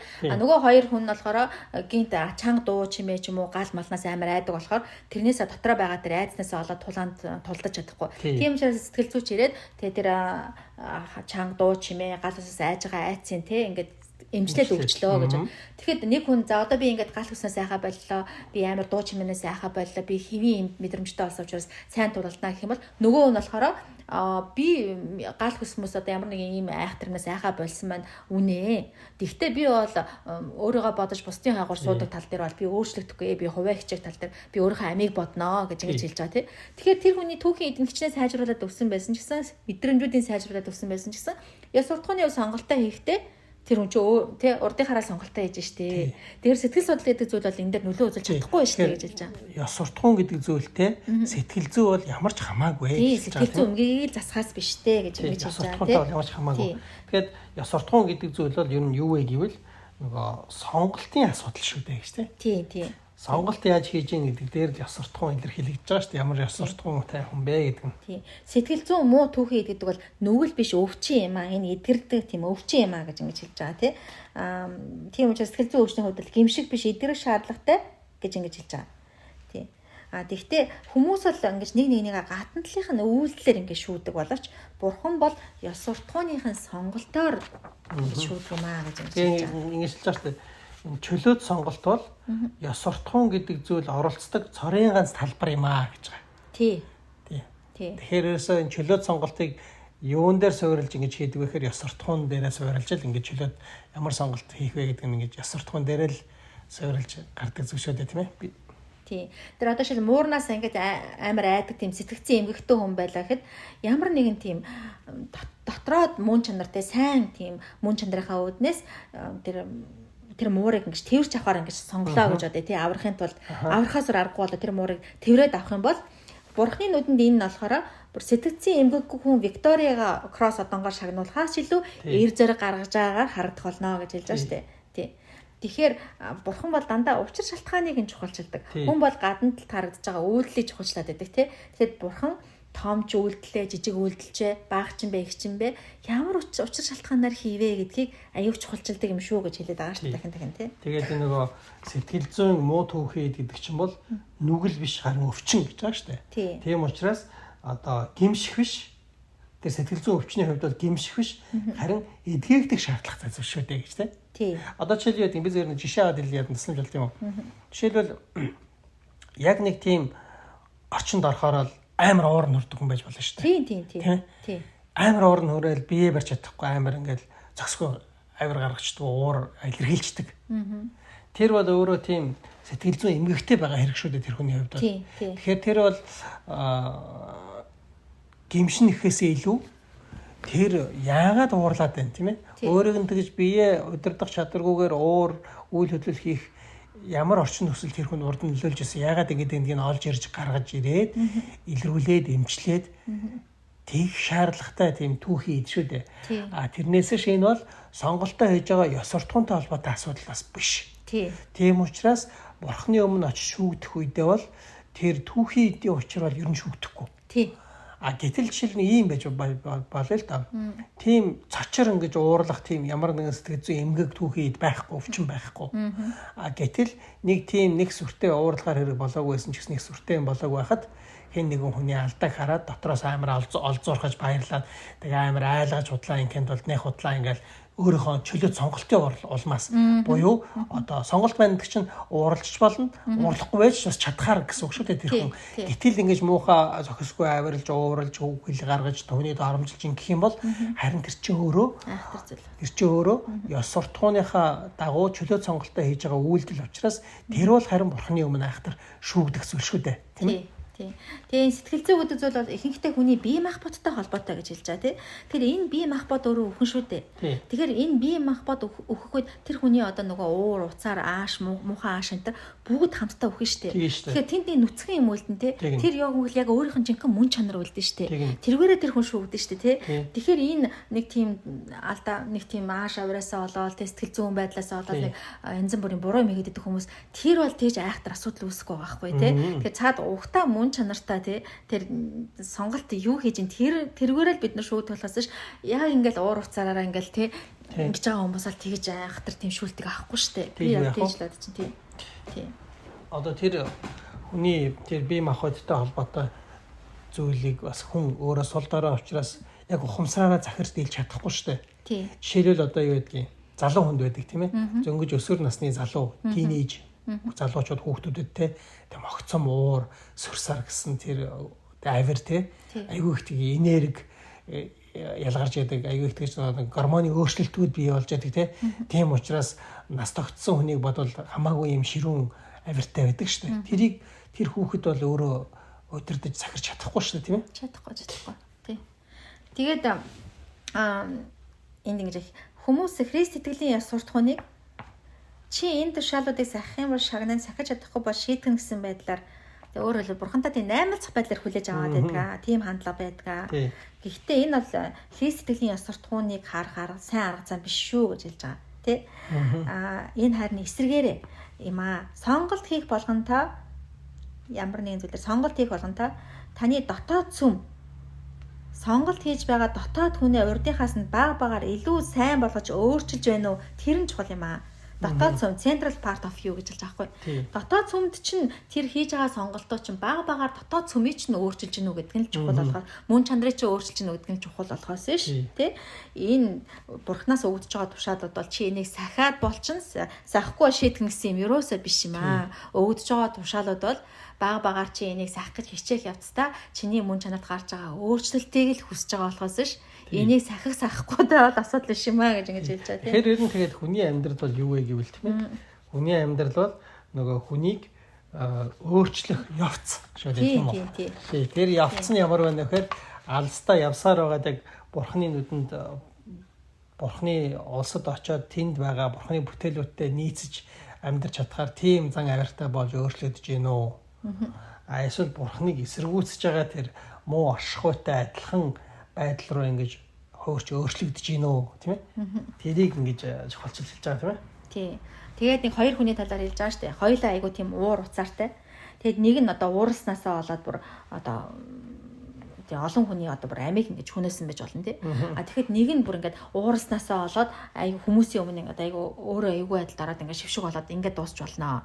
Тэгэхдээ тэр хоёр хүний хувьд бол бурхан харж байгаа юм юу гэхээр тэр уурлах үедээ хийж байгаа тэр сонголтоосоо болоод тэр хоёр хүн гимшиж тэг гимшиж бурхны өмнө гарч тэгээд тэр асуудлаа шийдүүлж ингэж зангирсан тэр дотор хүнээд ингэж тэгж тавьж гин үү гэдгийг л бурхан чухалчлага болохоос ш гадна талд хийгдэж байгаа тэр үйлдэл тэрийг бол тэгж бурхан тэгж чухалч харахгүй маа дотоод хүний л харах юм аа. Тэгэхээр ханийгасандаа нөгөө хичнээн ингэж зүгээр нэг хүмүүсийн өмнө шившиг болгож байгаа тэр багахан үйлдэл хийсэн байсан ч гэсэн хэрвээ та тэр дотроо тэгэж байгаа зан чанараа өөрчилж гимшиж тайлж чадахгүй бол аимшигтай нүгэл үлдсэн үнтэй ч гэсэн адилхан өршөлийг авч чадахгүй байл. Авч чадахгүй. Дараагийн удаа бол та тэрнтэй адилхан зүйлийг хийж болно гэж хэлж байгаа байхгүй юу.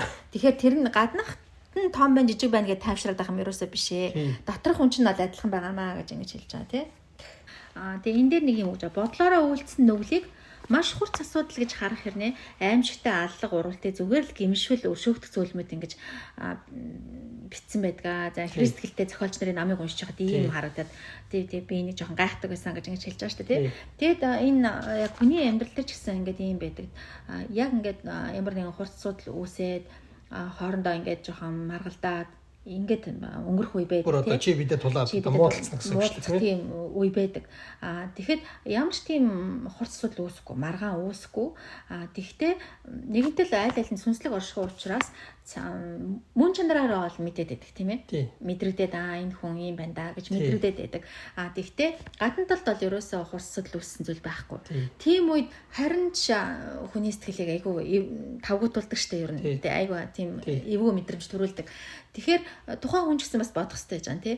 Би ингэж гадна талтаа хурц зан гаргаагүй, шавар гаргаагүй байсан ч гэсэн ингээд бол би сайн болоод өнгөрч байгаа юм биш ээ. Цаад шийдэх асуудал надад урдын айл байна. Мөн чанар дотроо бол би бол ийм л байгаа да гэдгийг хүн бол мэдэх ёстой гэж байгаа байхгүй. Хүн нэгэнтээ сүнслэг учраас нэгнийгээ мэдэрч идэг энэ тал дээр ч гэсэн тий.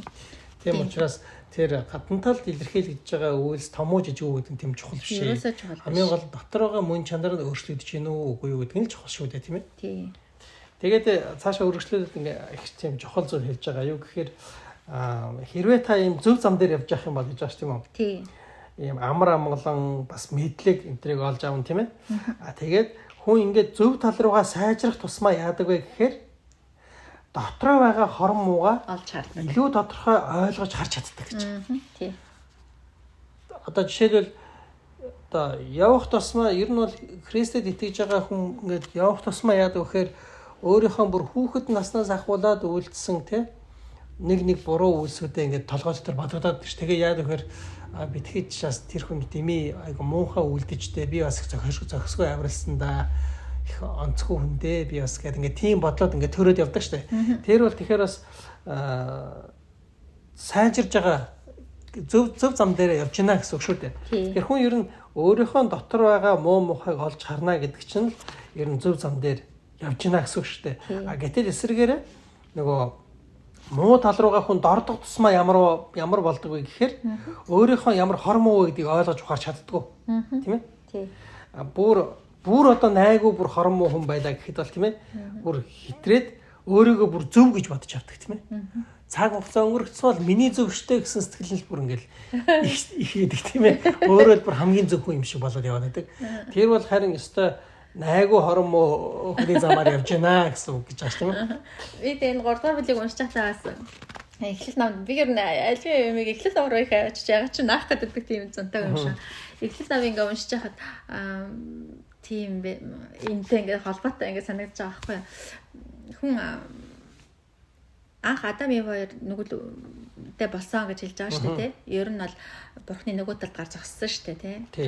Сатанч төр юу гэж дагаж байгаа. Тэгээд тэр бол бас яг ийм зүйл байгаа байхгүй тий. Яг гадна талд нь бас яг илэрхий ингээд ийм тийм гэх юм байхгүй хэрнээ. Дотоод мөн чанар нь асуудалтай болчихж байгаа шүү дээ тий. Мөн чанараараа чинь өөрийгөө бүтээсэн бүтээгчийн нөгөө талд гар зогсно гэдэг чинь мөн чанарт нь бүр дотор нь асуудал үүсэж байгаа шүү дээ тий.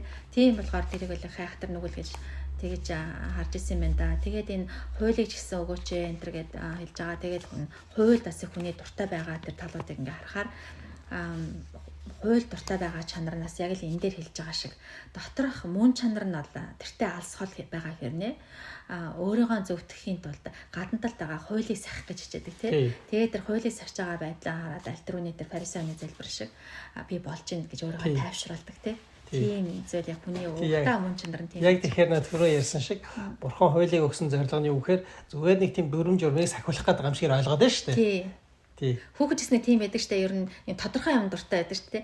За чи энийг ингээд хийгээд одоо бидний нийгмийн тогтолцоо ч гэсэн тийм штэ тий. Оюутан бүх юм л одоо энийг ингээд хийгээл ингээд ийм оноо аваад ингээд чинь тий. Тэгэл би болчих гэж үзээд байгаа штэ. Тэгэхээр тэр дотоод мөн чанар доторх юм гэдэг чинь айгүй ээдрээтэй адармаатай бодол сунгааж альтрууны тэр дөрвөн сайн чанартай яалгаас салгах чадвар тэр бүх зүйл байж ээж дотоод мөн чанараа бид нар ойлгохын шиг авч байгаа юм тий. Тэгэхэд хүн болохоор аль дүт замын сонгоод гадна талд энийг ингэсэн юм чинь би болчихж байгаа гэж тийм байдал дуртай байдаг учраас ийм зүйлүүдийг ингэж гаргаж хэлж ин хүн хэлж өгж байгаа байхгүй юу? Угт нь асуудал байгаа юм шүү гэж тийм ээ. Одоо нэг хийх ёстой зүйлүүдээ ингэж чеклэл за эднэрийг ингэ хийцэн өнөөдрийн үед болоо гэж тийм айгуу сайн хүн. Тэгэж явах гэдэг хүн тийм.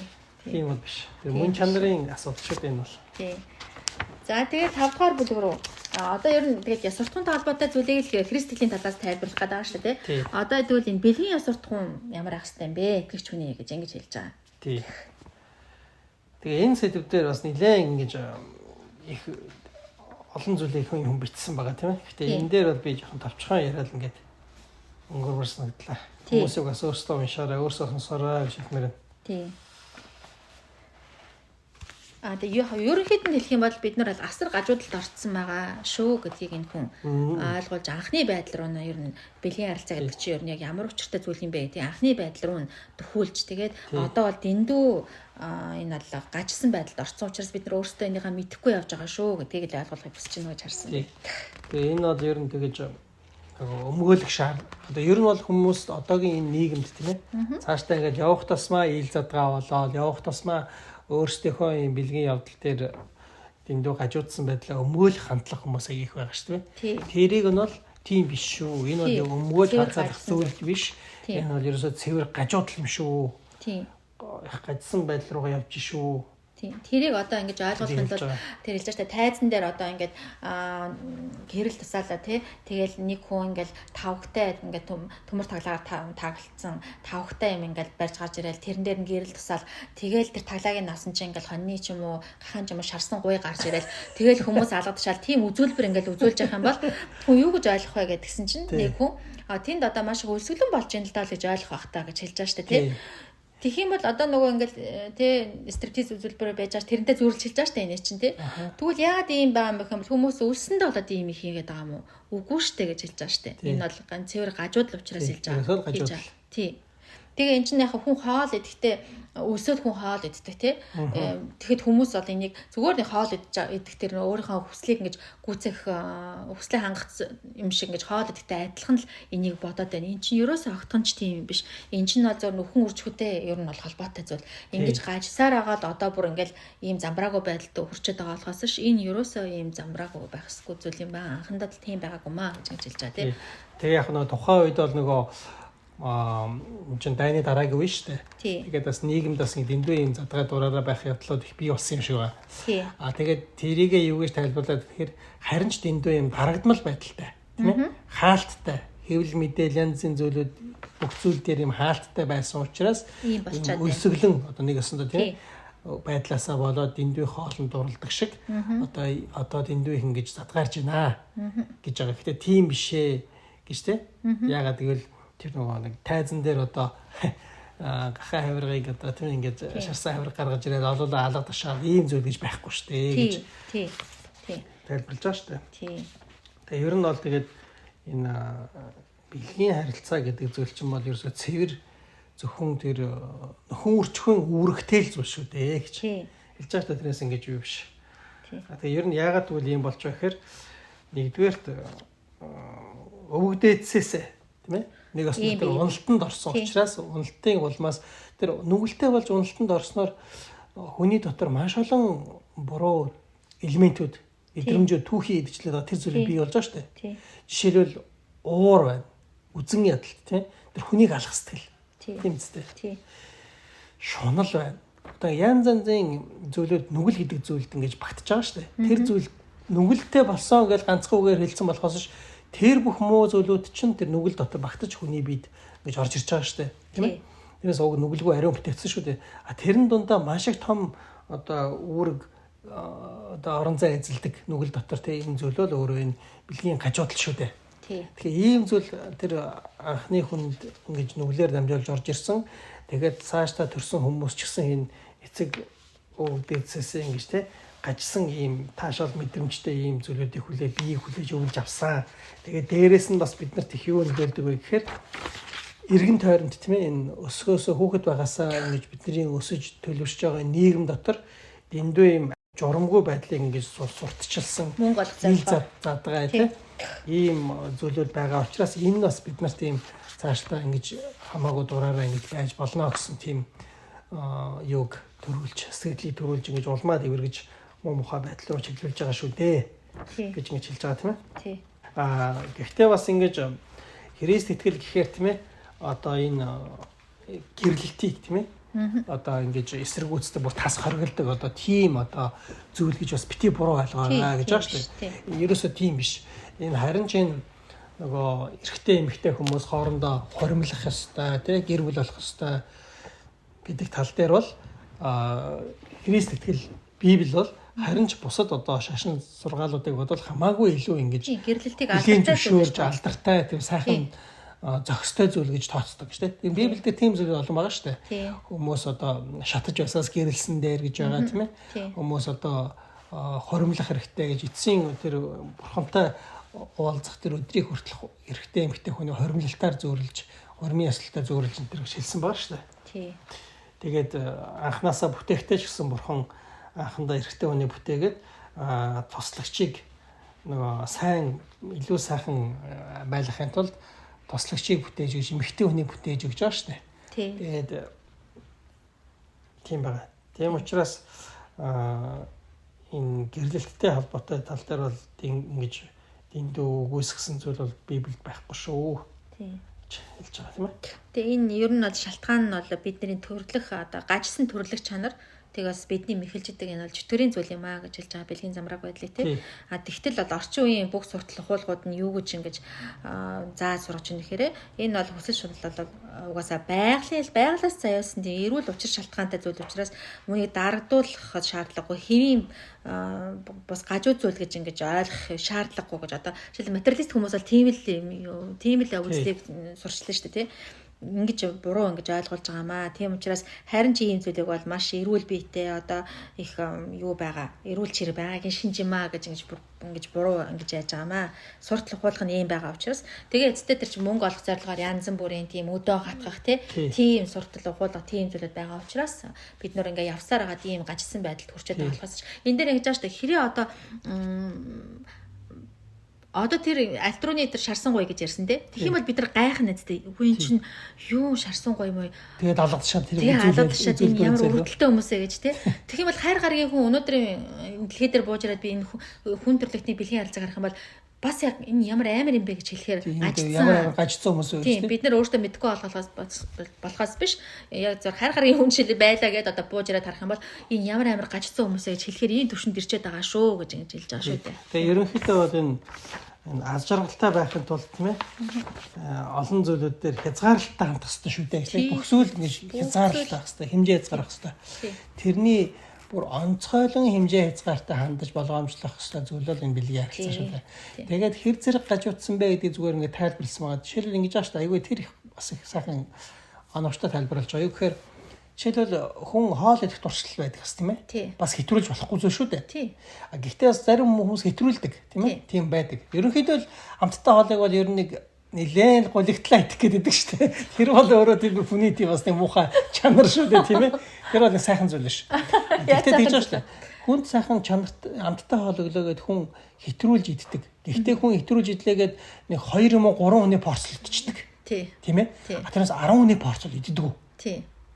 Гэтэл энэ бэлгийн харилцаан дээр бол хүн тэр хоолны хэтрүүлж иддгээс хэд дахин давуулан хэтрүүлж ингэж сүүлдээ бүр гажууд болдог тийм ээ. Тэгэхээр энэ бол бусад ингэж гажуудсан хэтэрсэн энэ дуршил юмнасаа бол хамаагүй өндөрт байгаа гажуудл шүү дээ. Цэвэр энэ гажуудл шүү дээ гэж хэлж байгаа тийм ээ. Тий.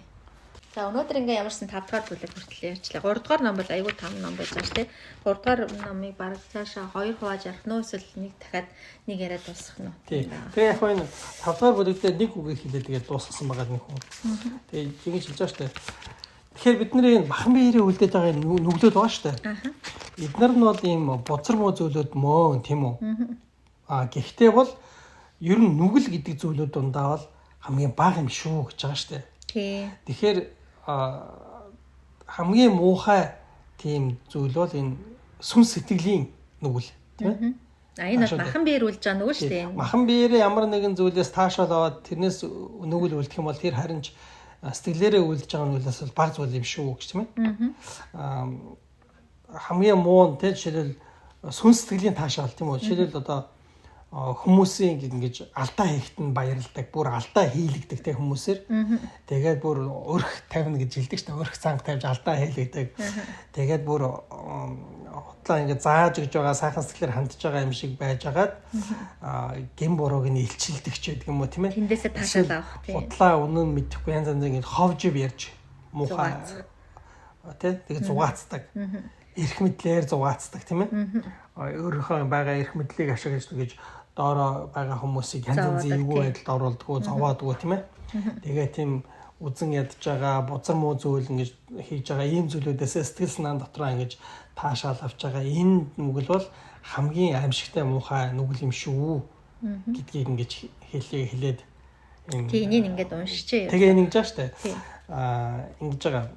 Нэг нь тийм ээ. Хүний дотор надаас үнэхээр хичээл сэтгэл шаарддаг тулдах хэвээр хоёр дайсан бий гэж байгаа. Тийм. Нэг нь миний амьтанлаг амь хүн гэж байгаа тийм ээ. Animal self гэж байгаа. Нөгөө нь хорон муу амь хүн гэж байгаа. Чөтгөрлөг гэсэн үг шүү дээ. Бүр юм уу? Diabolic гэж байгаа. Diabolical self тийм. Тэгээд тэр тийм хорон муу амь хүн буюу чөтгөрлөг амь хүн. Энэ хоёр дундаа бол хорон муу амь хүн нь хамгийн адгын юм аа гэж байгаа. Тийм учраас одоо ийм сүмэд байнга явдаг байсан ч гэсэн хүйтэн хөндөй өөрийгөө зөвтгсөн тий. Тэр нэг нь одоо тамад бол тэр бие үнэлэгчээс хавгүй илүү ойрхон байж болно шүү. Илүү их шийтгэл авч болохоор юм шүү гэдгийг ингэж бодоорой. Гэхдээ мэдээж энэ сүнслэг нүгэлч бай, махан биеийн нүгэлч бай тийм ээ. Аль аль нь одоо муу шүү хол агараа гэж хэлж байгаа шүү дээ. Тэгэхээр альтрон бас нэг арх уудаг хүний тухай ярьсан шүү дээ. Тэгэхээр өнөөдрийн бид нар арх уудаг хүн хамгийн муухай юм шиг, бие үнэлэгч нар л хамгийн муухай юм шиг ингэж хараад байгаа боловч эцэстээ бол тийм биш ээ гэж хэлж шүү дээ тий. Тэгээ одоо тэр сүнслэгээр таашаал авч тийм бозрыг үлдэж байгаа бол хамгийн амар юм шүү гэж ингэж хэлж байгаа. Тэгээ эндээс цаашаа бол одоо ер нь бол сүнслэг зүйлийн талаар ингэж ярьж эхэлж байгаа юм тий. За. За өнөөдөр ингэж басах бай. За баярлалаа. Баяртай.